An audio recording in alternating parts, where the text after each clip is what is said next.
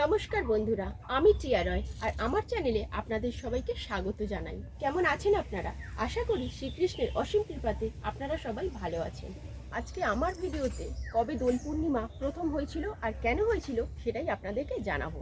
1486 সালের এই দিনেই শ্রী চৈতন্য মহাপ্রভুর জন্ম হয়েছিল, তাই এই মাসেই এই দিনটিকে গৌর পূর্ণিমাও বলে ব্যাখ্যা করে থাকেন। পৌরাণিক কাহিনী থেকে জানা গেছে ভগবান শ্রীকৃষ্ণ এই দিনই পুত্র রাক্ষসীকে বধ করেছিলেন।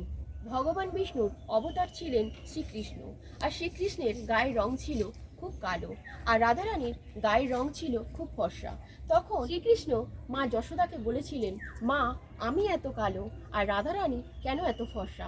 মা যশোদা শ্রীকৃষ্ণকে মজা করে বলেছিলেন যে তুমি যদি রাধারানীর গায়ে অল্প কিছু আবির মাখিয়ে আসো তাহলে রাধারানী আর ফর্সা থাকবে না।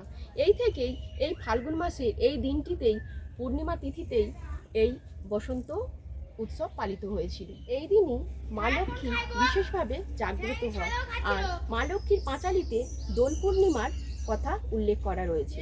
সকলকে দোল পূর্ণিমা এবং হোলির অনেক শুভেচ্ছা।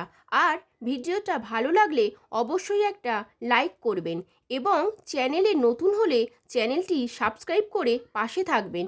ধন্যবাদ।